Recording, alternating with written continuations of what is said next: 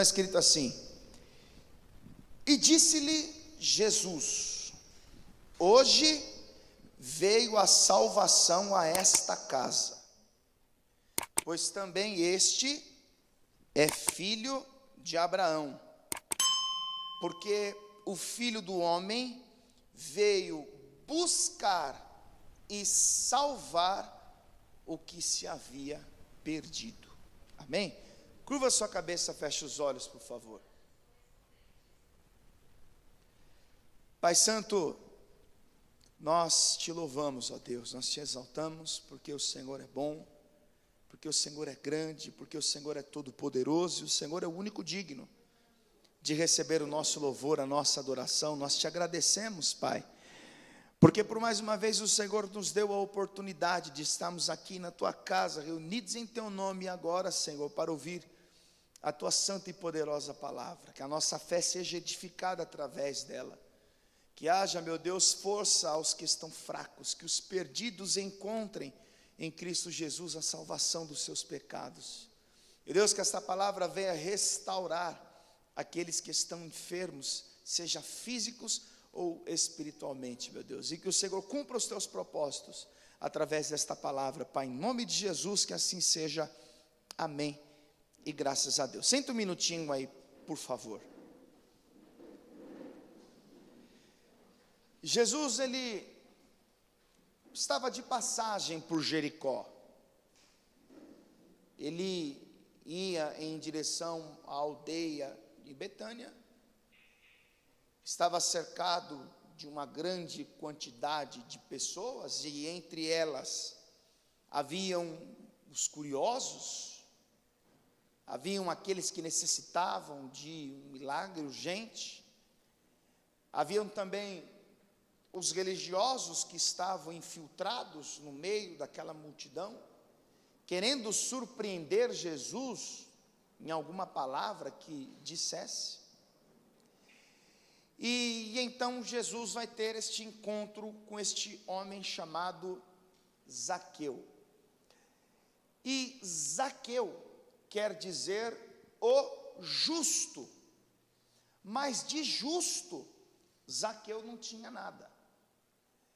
Isso porque ele era o chefe dos publicanos, um homem muito rico, que tinha um considerável poder aquisitivo, porém, a riqueza adquirida por Zaqueu teve como base a sua malandragem, a sua desonestidade. Ele era o organizador de um grupo de funcionários públicos chamados publicanos, que eram os homens que batiam de porta em porta, cobrando os tributos, as taxas, e o problema é que estes homens eram, assim como Zaqueu, desonestos. Eram homens que oprimiam pessoas, que ameaçavam pessoas, e que conseguiam arrancar dessas pessoas recursos de maneira indevida, de modo que os publicanos se tornaram pessoas odiáveis pela sociedade judaica. Os publicanos, eles eram considerados traidores da nação, porque apesar de serem judeus, eles prestavam serviços ao Império Romano. Então, para os judeus, para aqueles que acreditavam no Deus de Abraão, de Isaac e de Jacó, os publicanos eram homens indignos, perversos. Os publicanos eram merecedores da condenação. Os publicanos eram para os judeus, e principalmente a Suprema Corte religiosa, eram homens incapazes de se arrepender, tamanha era a maldade do seu coração. Havia uma hostilidade entre os judeus e os publicanos. Havia um clima tenso, pesado, sempre era difícil para um judeu receber um publicano batendo em sua porta, ou passar pelas recebedorias, onde alguns deles ficavam cobrando uma espécie de pedágios, de tributos, de acessos. Mas o interessante é que, quando Jesus, ele começa a pregar nas casas, nas sinagogas, nos templos, ele contradiz o senso da religião judaica. Porque os judeus acreditavam no Deus de Abraão, de Isaac e de Jacó, que tinha o seu povo, que tinha os judeus como a sua propriedade peculiar, e que os traidores da nação, que era o caso dos publicanos, as outras gentes que são chamadas de gentios, eram pessoas que não tinham salvação, que não tinham a misericórdia de Deus, eram pessoas que agiam de má fé. E quando Jesus ele se manifesta como Cristo, como Senhor, como Salvador, ele tem exatamente este povo como alvo. É aos publicanos que ele vai dirigir a sua palavra. Jesus tinha planos de salvá-lo. O Lucas registra, volta um pouquinho aqui para o capítulo de número 5. Lucas capítulo de número 5. Você deve se lembrar que há uns 2 domingos atrás, eu preguei a parábola do credor incompassivo, que é aquela parábola que, antes de chegar nela, Jesus vai dizer que, se um irmão me ofender, eu devo conversar com ele em particular. Se ele não se arrepender, eu devo trazer 1 ou 2 testemunhas, né? E ainda assim, se ele não se arrepender, eu devo trazer a questão à igreja. E se aquele moço ainda assim não se arrepender, então eu devo considerá-lo como gentil e publicano. Então, os publicanos eram considerados pessoas sem Deus. Os publicanos eram considerados aquilo que a humanidade poderia ser de pior: perversos, imorais, indignos, caluniadores, desonestos.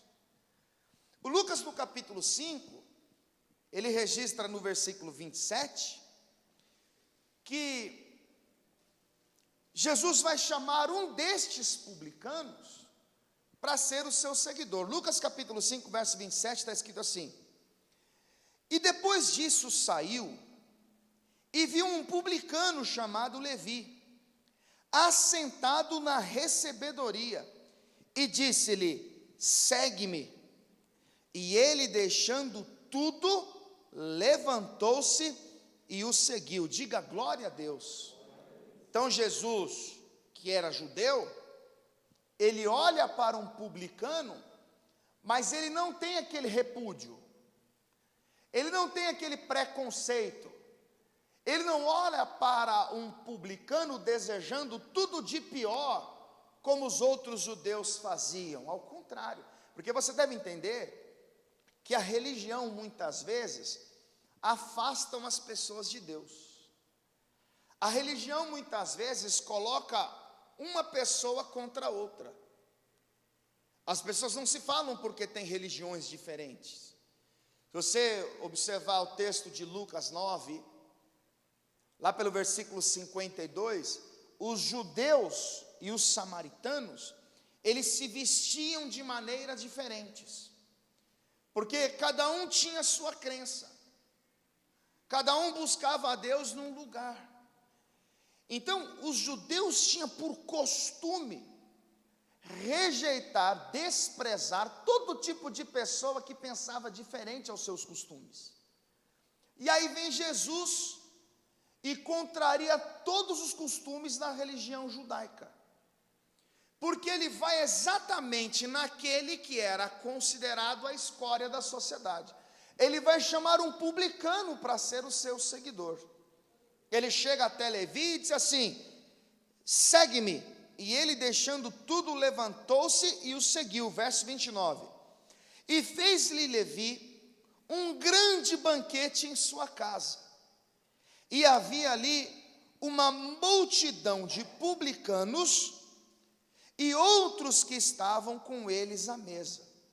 Então, este Levi, que um dia foi chamado por Jesus, ele decide fazer um banquete na sua casa e chamaram os seus amigos cobradores de impostos, chamaram os colegas de trabalho. Então Jesus vai num lar, onde está o anfitrião chamado Levi, e uma grande quantidade de publicanos ao seu redor. E quando os religiosos viram isso, eles ficaram escandalizados, porque eles pensaram, como é que ele diz ser o Filho de Deus, andando no meio dessa gente? Como é que ele diz ser santo? Como ele diz ser profeta, participando de um banquete com essa gente desonesta? Como é que ele pode ser de Deus? Como é que ele diz ser vindo de Deus, participando de refeições com essa gente podre, com essa gente condenada, com essa gente perdida? Olha o versículo 30. E os escribas deles e os fariseus murmuraram contra os seus discípulos, dizendo: por que comeis e bebeis com publicanos e pecadores? E Jesus respondendo disse-lhes: não necessitam de médico os que estão sãos, mas sim os que estão enfermos. O que Jesus está querendo dizer? Eles não são perdidos, então são eles que precisam de um Salvador.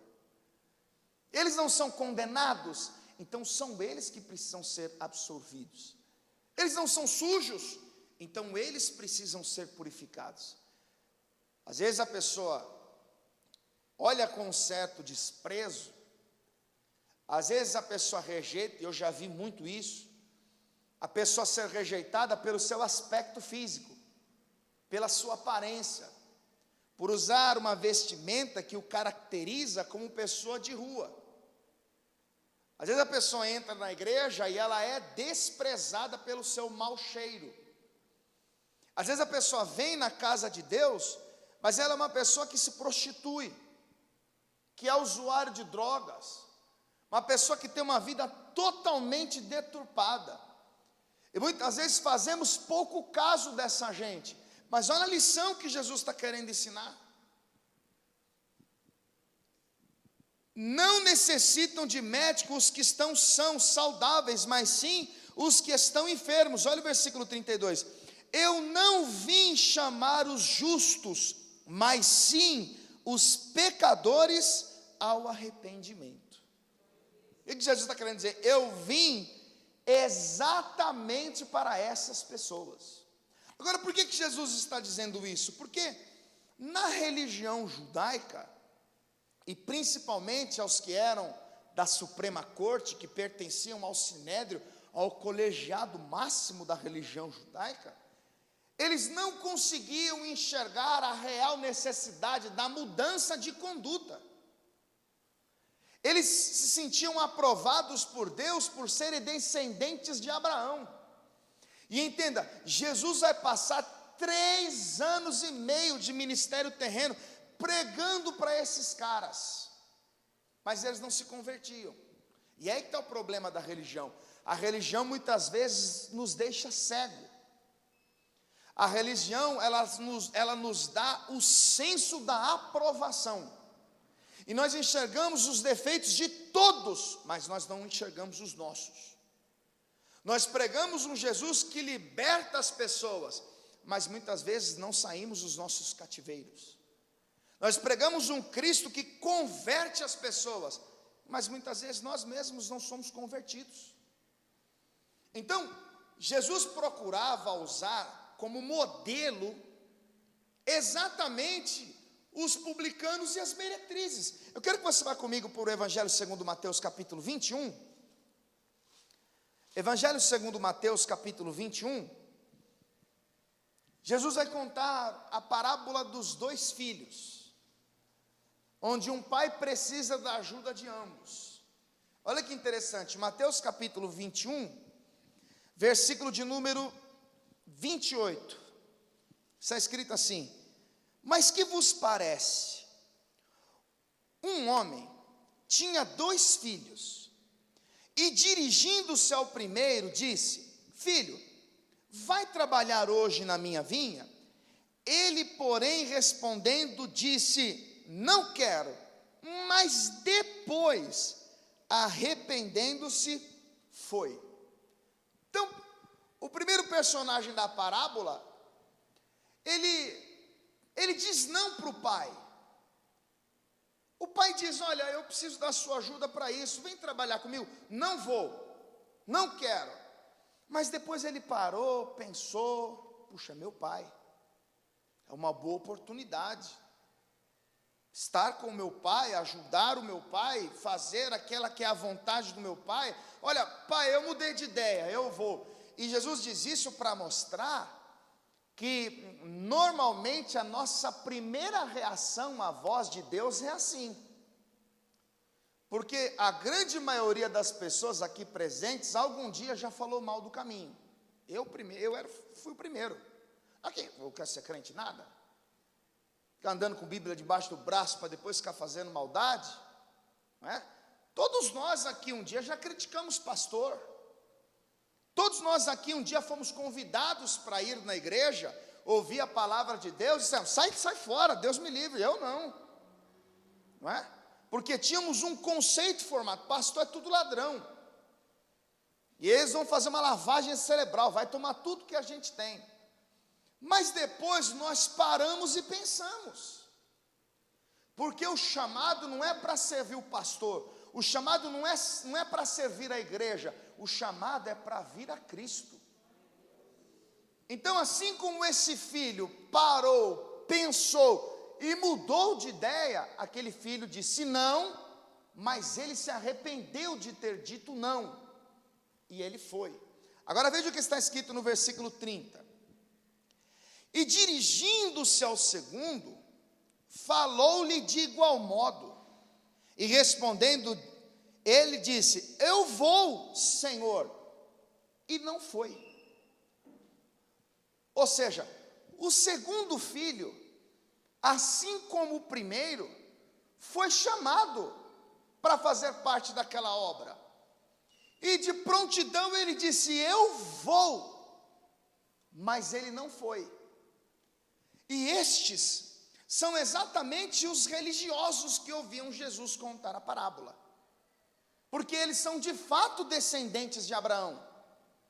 Eles acreditavam no Messias prometido por Moisés. Eles acreditavam que Deus iria enviar o seu ungido para remir o seu povo. Eles viviam a expectativa da chegada do Salvador. Mas quando o Salvador veio, eles não o receberam.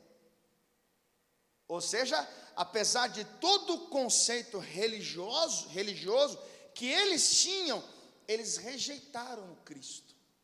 Aí veja o que Jesus vai dizer no verso 31.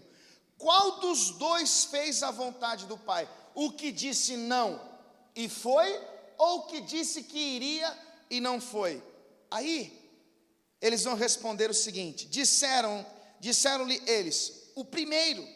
Disse-lhe Jesus: em verdade vos digo que os publicanos e as meretrizes entram adiante de vós no reino de Deus, porque João veio a vós no caminho de justiça e não o crestes, mas os publicanos e as meretrizes o creram. Vós, porém, vendo isso, nem depois vos arrependestes para o crer. O que Jesus está querendo mostrar para os religiosos? Olha, os publicanos, as prostitutas, as meretrizes, elas entram no reino de Deus antes de vocês. Por quê? Porque elas ouvem a palavra, elas ouvem a mensagem, elas ouvem o evangelho, e apesar de no primeiro momento estarem com o coração endurecidos, depois elas se arrependem dos seus pecados. Mas os religiosos não. Então Jesus tinha um costume de pegar exatamente aquele grupo de pessoas moralmente desqualificados e usá-los como exemplo, mostrando que o seu alvo, a sua missão, o seu propósito, o seu objetivo é justamente resgatar essas pessoas, é justamente trazer estas pessoas para si. Suponhamos que aqui todas as pessoas sejam convertidas, todas as pessoas sejam batizadas, todas as pessoas sejam salvos. Entrou uma prostituta em nosso meio, ela é a pessoa mais importante no momento, porque a ideia do evangelho é proporcionar a esta pessoa o benefício que um dia o Senhor nos proporcionou. Mas como é que os religiosos estariam reagindo nessa ocasião? Eles iriam botá-la para fora. É isso que Jesus está querendo colocar dentro da cabeça deles. Então Jesus pegava o exemplo deles. Eu vou te dar mais um exemplo, Lucas capítulo 18. Evangelho segundo Lucas capítulo 18.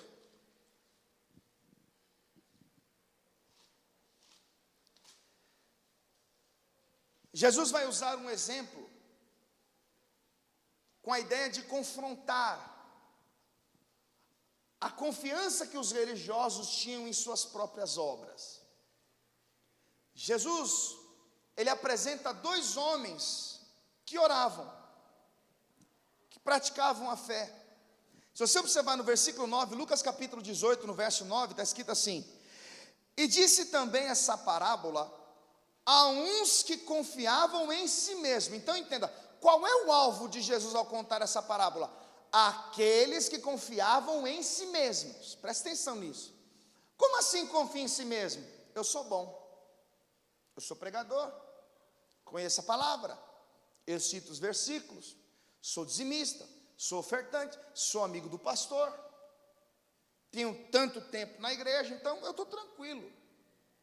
É a pessoa que não consegue olhar para si e enxergar as suas limitações, as suas deficiências.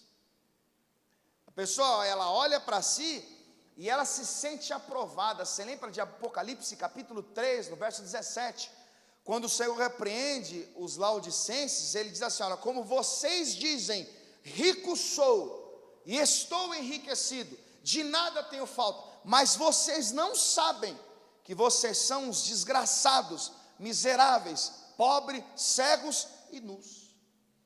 Jesus está dizendo: olha, o conceito que vocês têm de vocês mesmos é de aprovação, mas o conceito que eu tenho de vocês é de reprovação. Provérbios 30:12 diz que é uma geração que é pura aos seus próprios olhos, mas que ainda não se lavaram da sua imundícia. E os religiosos eram assim. E você pode observar que Jesus vai construir uma ilustração para repreendê-los. Olha o versículo de número 9. E disse também a esta parábola a uns que confiavam em si mesmos, crendo que eram justos e desprezavam os outros. Dois homens subiram ao templo a orar. Um fariseu, religioso, judeu. O outro, publicano. Um homem sem Deus. Um pecador. Um cara desonesto, desqualificado moralmente. Versículo de número 11. O fariseu, o religioso, estando em pé, orava consigo desta maneira: ó Deus, graças te dou, porque não sou como os demais homens, roubadores, injustos e adúlteros, nem ainda como este publicano. Jejuo 2 vezes na semana e dou os dízimos de tudo quanto possuo. Senhor, olha, graças a Deus, eu canto bem, eu prego bem, eu sou dizimista, eu chego no horário, eu estou sempre fazendo aquilo que te agrada, eu ajudo o próximo. E tem um monte de crente assim, que se exalta, que se vangloria, que sempre se considera numa posição superior ao irmãozinho que está começando. Então Jesus apresenta um cara arrogante, um religioso soberbo, que expõe diante de Deus as suas obras. E aí Jesus diz na sequência que quem vai orar é o publicano. Olha o que está escrito no versículo de número 13. O publicano, porém, estando em pé, de longe, nem ainda queria levantar os olhos ao céu, mas batia no peito, dizendo: ó Deus, tem misericórdia de mim, pecador. Então, o publicano, quando orava, ele não tinha aquela postura do religioso, ele não estava tão bem arrumado como religioso, talvez não falava tão bem como religioso, não fazia aquela oração bonita como religioso, mas ele se humilhava, batia no peito, dizendo: oh Deus, eu sou um homem tão pobre, tão miserável, tão pecador. Eu sou um homem tão limitado de recursos, eu sou um homem tão falho. E Jesus está usando um publicano. E aí olha o versículo de número 14. Digo-vos que este publicano desceu justificado para a sua casa, e não aquele fariseu, porque qualquer que a si mesmo se exalta, será humilhado, e aquele que a si mesmo se humilha, será exaltado. Diga glória a Deus. E aí a gente pode até parar e pegar algumas lições daqui, porque nós vemos numa cultura religiosa, em que nós aprendemos a determinar as coisas. Eu determino, Deus tem que fazer. Se eu falar, Deus cumpre. Eu determino que isso aconteça, e a gente dá dia e hora para Deus agir. Meu irmão, esquece isso, porque quem gosta de mandar no pai é filho mimado.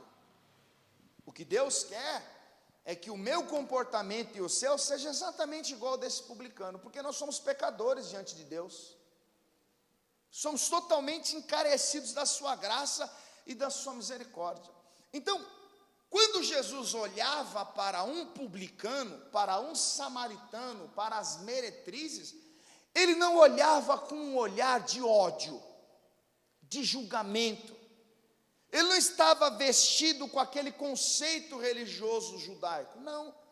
O propósito de Jesus era atrair essas pessoas para si, era fazer com que essas pessoas conhecessem o Evangelho, era fazer com que essas pessoas tivessem a sua vida transformada. E por que Jesus fazia isso? Porque Jesus sabia que os publicanos, como pecadores, eles iriam reconhecer a necessidade do arrependimento, e que através do arrependimento, crendo no Evangelho que era pregado, a vida deles iriam ser transformadas. Antes mesmo de Jesus começar a pregar, João Batista, com a sua mensagem, ele já convencia no poder do Espírito Santo os publicanos a mudarem de conduta. Se você observar aqui ainda em Lucas capítulo 3, Evangelho segundo Lucas capítulo 3, e olha o que está escrito no versículo de número 12 e 13, está escrito assim, Lucas 3, versículo 12. E chegaram também uns publicanos para serem batizados, e disseram-lhe: mestre, que devemos fazer? Ou seja, o JB, o João, nós estamos aqui porque nós ouvimos o seu discurso. Nós entendemos que somos pecadores, e nós entendemos também que, como tal, nós devemos nos arrepender, porque nós precisamos de um Salvador. Tudo bem, mas e agora? O que é que nós temos que fazer? Versículo de número 13, e ele lhes disse: não peçais mais do que aquilo que vos está ordenado. Então o que João está querendo dizer para os publicanos? Sabe por que vocês têm a fama de serem desonestos? Sabe por que vocês oprimem o povo? Sabe por que vocês são odiados pela sociedade judaica? Sabe por que os escribas e fariseus ficam o tempo todo falando mal de vocês? Por quê? Porque vocês cobram mais do que é devido. Mas vocês ouviram o Evangelho? Vocês querem nascer de novo? Vocês vão ser batizados? Vocês acreditam na mensagem da cruz? Então não peça mais do que aquilo que lhe é devido. Ou seja, Jesus não ia até os publicanos para virar coleguinha deles. Jesus não ia até os publicanos para compartilhar da maldade deles.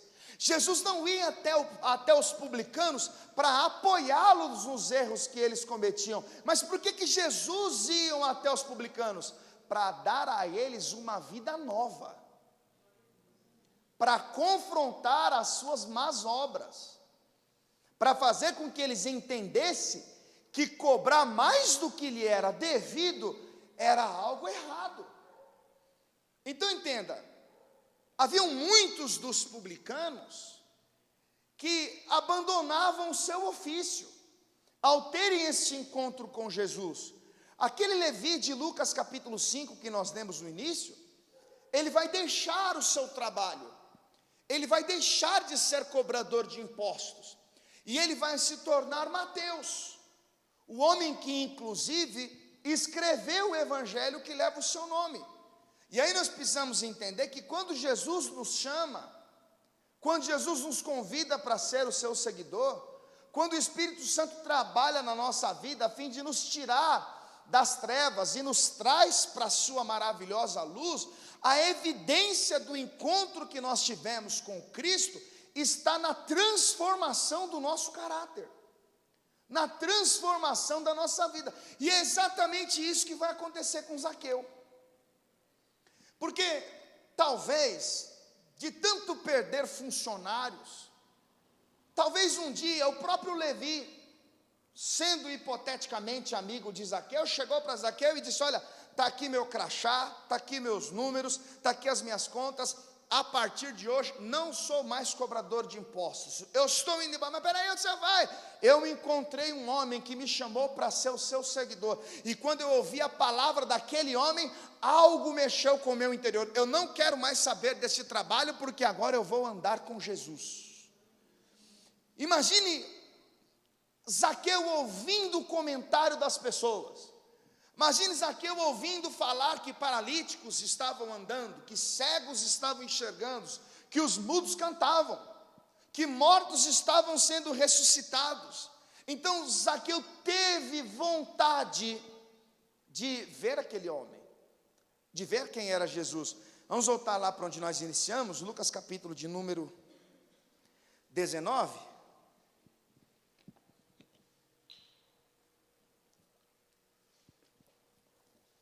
Vamos ver a partir do verso 1, está escrito assim: e tendo Jesus entrado em Jericó, ia passando, e eis que havia ali um homem chamado Zaqueu, e era este chefe dos publicanos, e era rico, um homem que tinha um poder aquisitivo. Aí se ele era chefe dos homens desonestos, e era rico, nós devemos entender que a origem da sua riqueza é ilícita. Versículo de número 3: e procurava ver quem era Jesus, e não podia por causa da multidão, pois era de pequena estatura. Então, depois de tanto ouvir as histórias daquele nazareno, depois de tanto ouvir que nos lugares onde ele passava grandes coisas aconteciam, Zaqueu pensou: eu preciso ver este homem, eu preciso ter um encontro com ele, eu quero ver como ele é. Agora perceba, nos últimos dias eu trouxe algumas mensagens falando de fé, e eu disse que a fé das pessoas que chamaram a atenção de Jesus foram a fé daquelas pessoas que elas perseveraram diante das impossibilidades. A Bíblia diz em Hebreus 11:1 que a fé é a certeza daquilo que se espera e a prova daquilo que não se vê. Hebreus 11:6 diz que sem fé é impossível agradar-lhe, porque é necessário que aqueles que se aproximam de Deus creiam que Ele existe e é recompensador daqueles que o buscam. Ou seja, o que faz a fé de uma pessoa crescer, o que faz uma pessoa amadurecer na fé, é exatamente os impedimentos, os desafios, os obstáculos e as barreiras que ela encontra no caminho. Lembra que domingo eu preguei sobre o paralítico de Cafarnaum? Os 4 amigos em Marcos capítulo 2 chegaram carregando o paralítico e não dava para entrar na casa. E o texto diz que eles destelharam a casa e desceram o paralítico pelo telhado. E em Marcos capítulo 2, do versículo 5, diz que Jesus viu a fé deles. Lembra da mulher cananeia de Mateus 15? Ela clama, Jesus não responde. Os discípulos chegam até Jesus e dizem: despede a que vem gritando atrás de nós. E o próprio Jesus vai dizer: eu vim para as ovelhas perdidas de Israel. Jesus olha para ela e diz: não é bom pegar o que é dos judeus e dar aos gentios. mas ela se lança aos pés de Jesus, insistindo, persistindo, e diz: socorre-me. Aí Jesus vai olhar para ela e vai dizer: mulher, grande é a sua fé, seja isso feito como tu deseja. E o texto diz: desde aquela hora a sua filha ficou sã. Então as pessoas que chamaram a atenção de Jesus com a fé que possuíam, foram aquelas pessoas que a princípio encontraram motivos para parar, para desistir, para voltar atrás, para pensar num outro momento. A nossa fé é assim, nós nos enchemos de entusiasmo: vou na igreja, vou buscar Deus, vou orar, choveu, não vou mais. Eu vou fazer isso aqui pelo Senhor, eu vou fazer este propósito com Deus, eu quero que isso aqui aconteça. Não passou na entrevista, desiste, joga tudo para o alto. Qual foi a barreira de Zaqueu? Ele tinha baixa estatura, e não seria fácil para ele olhar para Jesus, que estava cercado por uma multidão. Então o que ele vai fazer? Versículo de número 4. E correndo adiante, subiu a uma figueira brava para o ver, porque havia de passar por ali. Então ele pensou: puxa, se eu ficar assim eu não vou conseguir enxergá-lo. Então já sei, ele sobe numa figueira, e aí Jesus vai passar por ali, rodeado por aquela multidão. E aí Jesus olha para aquela figueira e vê um cara lá, vê um homem naquela figueira. Verso 5.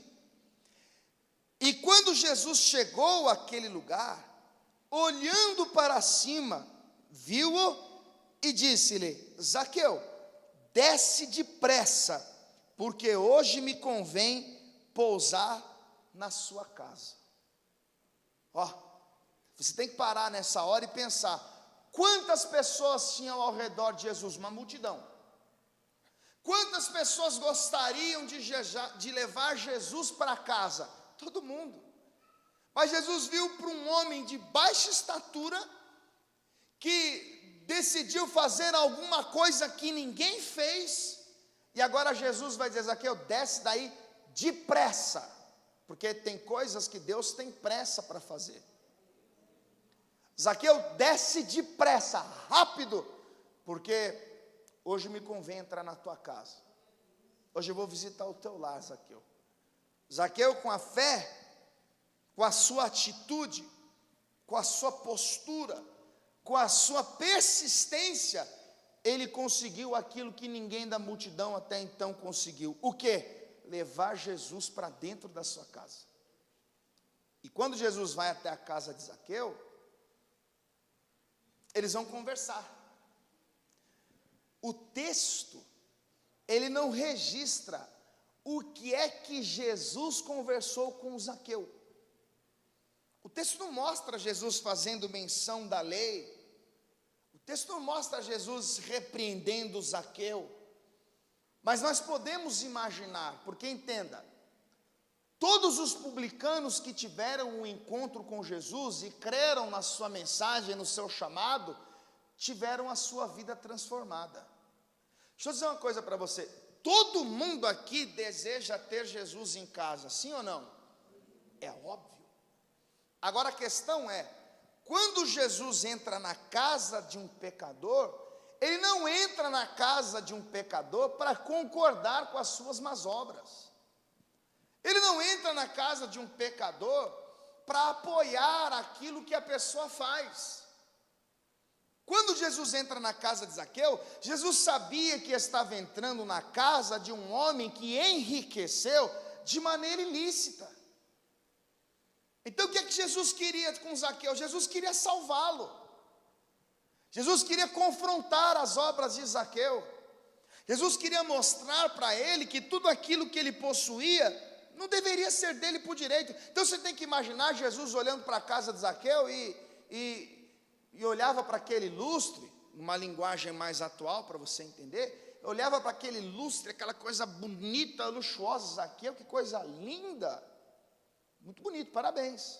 E aí eu olhava para aquela TV de plasma, ou aquela TV de LED, sei lá o nome, 55 polegadas, Zaqueu, é caríssima uma televisão dessa, hein? Ó, você está de parabéns. Aquele sofá luxuoso, que você estica assim, vai para frente, vai para trás, vai para o lado, sabe? Que todo mundo quer hoje em dia. E diz, aqui, que sofá maravilhoso, aqui como essa casa é luxuosa. Que coisa legal, que coisa bacana. Você deve imaginar Jesus entrando na casa de Zaqueu para repreendê-lo, para mostrar para ele que aquela vida que ele estava levando iria levá-lo ao inferno, à condenação. Se Jesus entrar na minha casa, se Jesus entrar na sua casa, ele vai entrar para colocar cada coisa no seu devido lugar. Ele vai entrar, olhar para a sua casa e vai dizer, você está na internet faz 5 horas, e a pia cheia de louça para lavar, mulher. Ele vai entrar e vai dizer, mas peraí, esse monte de boleto vencido, que você não paga e fica gastando dinheiro com besteira. Ele vai entrar na sua casa para dizer, Zezé de Camargo e Luciano. Ele vai entrar nessa casa, então você está querendo assistir o Big Brother, é isso? Você não foi no culto porque você não fez escova. Ele vai entrar para repreender, para confrontar aquilo que ele sabe que nos afasta de Deus. Ele vai entrar para dizer, dona Maria, por que você não faz isso de manhã, para quando chegar a hora do culto, você ir para a igreja? Por que você deixa para fazer as suas coisas na hora do culto? Se tiver alguma dona Maria aqui, eu estou só dando um exemplo, tá? Ele vai olhar e vai dizer, mas peraí, você não cuida dos seus filhos. Você tem tempo para todo mundo. Você conversa 2 horas com alguém no WhatsApp. E você não ajuda o seu filho a fazer a lição. Que sites são esses que você está navegando? Que papo é esse em grupos de redes sociais? Você tem que pensar que Jesus vai entrar na casa de Zaqueu para dizer, Zaqueu, tem alguma coisa errada aí. E entenda, a prova da conversão genuína do homem e da mulher de Deus, não é no fato dela estar na igreja. Eu não provo que eu sou convertido dando aleluia e glória a Deus. Eu não provo que eu sou convertido quando eu abandono as roupas tradicionais e visto terno e gravata. Eu não provo a minha conversão quando eu me torno um pastor ou um ministro de louvor. Nós não somos aprovados diante de Deus pelos dons que nós temos, porque Deus dá o dom a cada um para aquilo que é útil. Onde é que está a prova da nossa conversão? Uma vida transformada. Por isso que quando Paulo escreve a carta aos cristãos de Éfeso, deixa essa página marcada. Vai comigo para Efésios capítulo 4. Paulo está fazendo uma comparação entre os cristãos convertidos e os outros gentios. Homens que tinham um entendimento obscuro, coração duro, teimoso. Efésios capítulo 4, eu quero ler com você, a partir do versículo de número 17. Está escrito assim: e digo isso, e dou testemunho no Senhor, para que não andeis mais como andam também os outros gentios. Para que não andeis mais, ou seja, eu andava, agora eu não ando mais, como as outras gentes, na vaidade da sua mente. Versículo 18: entenebrecidos o entendimento, separados da vida de Deus, pela ignorância que há neles, pela dureza do seu coração, os quais, havendo perdido todo sentimento, se entregaram à dissolução, para com avidez cometerem toda a impureza. Agora ele fala para a igreja, mas vós não aprendestes assim a Cristo. Primeiro ele fala da ignorância que há neles, a dureza do seu coração. Então veja, a ignorância, a falta de sabedoria, a falta de entendimento, tem feito muita gente perecer na caminhada com Deus. O meu povo foi destruído porque ele faltou conhecimento. Aí ele diz, mas vós não aprendestes assim a Cristo. Então entenda, o aprendizado, o ensinamento tem que fazer parte da vida daquele que está caminhando com Cristo. Nós não podemos ser meninos na fé, ignorantes, desprovidos de conhecimento. Jesus diz em João 8,32, conhecereis a verdade, e a verdade vos libertará. Olha o que ele está dizendo à igreja, vocês não aprenderam assim a Cristo. se é que o tendes ouvido, e nele fostes ensinado, como está a verdade em Jesus. Olha o 22, que quanto ao trato passado, ele está falando da velha vida, do velho homem, da velha criatura. Quanto ao trato passado, vos despojeis do velho homem, que se corrompe pelas concupiscências do engano. Opa, eu vivia nas trevas, mentia, roubava, matava, cheirava, adulterava, fazia tudo de pior na vida, mas eu conhecia Cristo, eu conheci o Evangelho, a luz brilhou, as escamas dos meus olhos caíram. Então eu já não vivo mais a vida que eu vivia, como Paulo diz em Gálatas 2:20, já não vivo mais eu, mas Cristo vive em mim.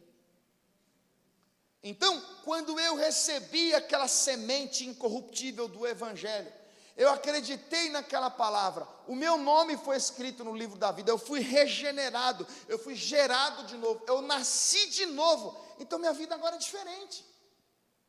Eu não penso mais como eu pensava, eu não falo mais como eu falava. Aí veja o verso 23, e vos renoveis no espírito da vossa mente, e vos revistais do novo homem, que segundo Deus é criado em verdadeira justiça e santidade.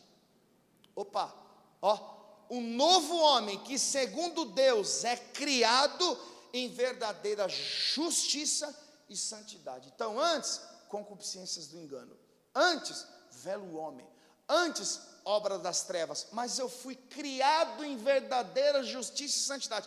Agora onde é que está a prova? Presta atenção nisso. Por que você conhece um monte de gente que passa anos na igreja e não tem uma transformação? Não tem uma mudança de caráter. A pessoa está anos na igreja, mas continua com aquela mesma boca suja de sempre, aquele mesmo coração rebelde de sempre. A pessoa continua sempre fazendo as coisas que estão erradas. Não tem um testemunho de um cristão, não produziu frutos dignos do arrependimento. Sabe qual que é o motivo? Porque ela não teve o encontro com Cristo. Porque olha o que Paulo está dizendo, olha, eu digo isso, testifico no Senhor, para que vocês não andem mais, como andam também os outros gentios, na vaidade da vossa mente, entenebrecidos no entendimento, separados da vida de Deus, pela ignorância que há neles, pela dureza do seu coração. Eles se perderam em todo sentimento, eles se entregaram à dissolução para com avidez cometerem toda a impureza, mas vocês não aprenderam assim a Cristo, se é que vocês ouviram, se é que vocês foram ensinados, como está a verdade em Jesus, que quanto ao trato passado, vos despojeis do velho homem, que se corrompe pela concupiscência do engano, e se revistam do novo homem, da nova criatura, que segundo Deus é criado em verdadeira justiça e santidade. Agora a questão é, como saber? Como é essa nova criatura? Como é esse homem que segundo Deus é criado em verdadeira justiça e santidade? Olha o verso 25. Por isso, deixai a mentira, e falai a verdade cada um com o seu próximo. Eu mentia, eu conhecia Cristo, então eu não minto mais. Versículo de número 26, irai-vos e não pequeis, não se põe o sol sobre a vossa ira, não deis lugar ao diabo. Aquele que furtava, não furtes mais, antes trabalhe, fazendo com as mãos o que é bom, para o que tem o que repartir com o que tiver necessidade. Não saia da vossa boca nenhuma palavra torpe, mas só que for boa para promover edificação, para que dê graça aos que o ouvem, e não entristeçais o Espírito Santo de Deus, no qual estáis selados para o dia da redenção. Toda amargura, ira, cólera, gritaria, blasfêmia, toda malícia, sejam tiradas de entre vós, antes sede uns para com os outros, benignos, misericordiosos, perdoando-vos uns aos outros, como também Deus vos perdoou em Cristo. Sabe o que Paulo está dizendo? Olha, vocês se revestiram do novo homem, que segundo Deus é criado em verdadeira justiça e santidade. Vocês mentiam? Não mintam mais. Vocês eram desonestos? Sejam honestos a partir de agora. Vocês roubavam? Não roubem mais. vocês pronunciam palavras torpes, a partir de agora vai ser diferente. Então, quando Jesus entra na vida de alguém, a evidência de que Jesus entrou na vida de alguém está na mudança do comportamento, na mudança do caráter. Imagine Jesus na casa de Zaqueu, ficando lá 12, 13, 14 horas, um dia, 2 ou 10, e quando Jesus saísse da casa de Zaqueu, Zaqueu juntasse o seu povo para dizer: vão lá e pode cobrar o que vocês quiserem, pode cobrar de maneira abusiva, que nada vai mudar meu pensamento. Não é isso que acontece.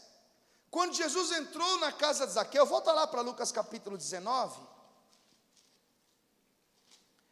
Lucas capítulo de número 19, está escrito assim no versículo de número 8, aqui, Jesus já tinha lançado uma semente, já tinha ensinado, já tinha ministrado, já tinha repreendido Zaqueu. Aqui Jesus já tinha conversado com ele. Lucas capítulo 19, versículo de número 8. E levantando-se Zaqueu, disse ao Senhor: Senhor, eis que eu dou aos pobres metade dos meus bens, e se em alguma coisa tenho defraudado alguém, o restituo quadruplicado. Por que Zaqueu estaria dizendo isso a Jesus? Por que Zaqueu estaria dizendo: olha, Senhor, se eu fiz um mal, eu estou disposto a reparar o meu erro. Se eu construir alguma coisa de maneira desonesta, eu estou disposto a desconstruir o que eu fiz. Se eu errei nisso, eu quero corrigir os meus erros. Se eu agir de má fé com alguém, eu quero fazer com que essa pessoa seja ressarcida, ou acabar com o prejuízo que eu dei. Por que Zaqueu está dizendo isso? Porque Zaqueu teve um encontro com Jesus. E quando o homem verdadeiramente tem um encontro com Jesus, as suas convicções mudam, o seu pensamento muda. Paulo diz assim: nós temos a mente de Cristo. Quando Zaqueu confessa a Jesus o seu erro, quando Zaqueu mostra para Jesus que entendeu que tudo aquilo que ele tinha era algo ilícito, olha o que Jesus vai dizer no verso 9. E disse-lhe Jesus: hoje veio a salvação a esta casa, pois também este é filho de Abraão, porque o Filho do Homem veio buscar e salvar o que se havia perdido. Deixa eu dizer uma coisa para você. Não foi Zaqueu que buscou Jesus, foi Jesus que buscou Zaqueu. O texto diz que ele veio para buscar e salvar o que se havia perdido. Preste atenção nisso. Deus busca o homem perdido. Ele instituiu a igreja para que no poder do Espírito Santo o pecador que está em trevas veja a luz brilhar. O pecador perdido seja alcançado pela pregação do Evangelho. O homem, ele tem a tendência de se esconder de Deus. Os homens não vêm para a luz, como o Evangelho de João diz, porque as suas obras são más. Quando você lê Gênesis capítulo 3, quando o casal peca, eles vão se esconder de Deus. E aí Deus vai dizer para Adão: Adão, onde você está? Eu vi que o Senhor estava vindo e me escondi. Ele se escondeu, mas Deus foi ao encontro de Adão para oferecer o perdão. Deus tirou aquelas folhas de figueira que eles fizeram paliativamente para tentar esconder a sua nudez, e Deus sacrificou um animal, colocando sobre ele as vestes. Foi o primeiro sacrifício feito na história. E aí você precisa entender que o sacrifício feito por Deus na pessoa de Jesus tem um propósito, um objetivo, qual? Salvar o pecador dos seus pecados, proporcionar ao homem a redenção, a mudança de vida, a transformação do seu caráter. Jesus entrou na casa de Zaqueu para dizer: Zaqueu, eu vim aqui para mostrar para você, para acender uma luz, porque o Evangelho faz isso. O Evangelho é luz, a palavra de Deus é lâmpada para os nossos pés, é luz para o nosso caminho. Quando a luz do Evangelho brilha, o que é que nós enxergamos? o quão falhos nós somos, o quanto nós precisamos de mudança, o quanto precisamos da graça e da misericórdia divina para que Ele molde o nosso caráter dia a dia. Então Deus te busca para dizer para você: olha, o pecado mata, o salário do pecado é a morte. Deus te busca para dizer para você que onde o pecado abundou, superabundou a graça. Um homem rico enriqueceu de maneira ilícita, odiado pela Suprema Corte religiosa, odiado pelos religiosos judeus, mas ele abriu a porta da sua casa para Jesus entrar. E quando ele abriu a porta da sua casa para Jesus entrar, o que Jesus fez? Levou o que estava faltando. Dinheiro? Não. Carro? Não. Casa? Não. Fama? Não. Salvação. Como é que Jesus levou salvação? Confrontando a vida pecaminosa que Zaqueu levava. Você quer levar Jesus para a sua casa? Jesus vai chegar lá e vai dizer: esse quadro aqui tem que sair. Jesus vai chegar lá e vai dizer: essas fofocas tem que acabar. Jesus vai entrar lá e vai dizer: essas horas todas na televisão pode te prejudicar. Jesus vai entrar lá e vai dizer: olha, faça o que é correto, não ande de acordo com as intenções do seu coração. E se você ouvir o que Jesus vai te mostrar na sua casa, você nem precisa ficar preocupado, porque você não tem condição de se transformar. É por isso que quem transforma o homem é o Espírito Santo de Deus. Vamos todos ficar de pé, por favor.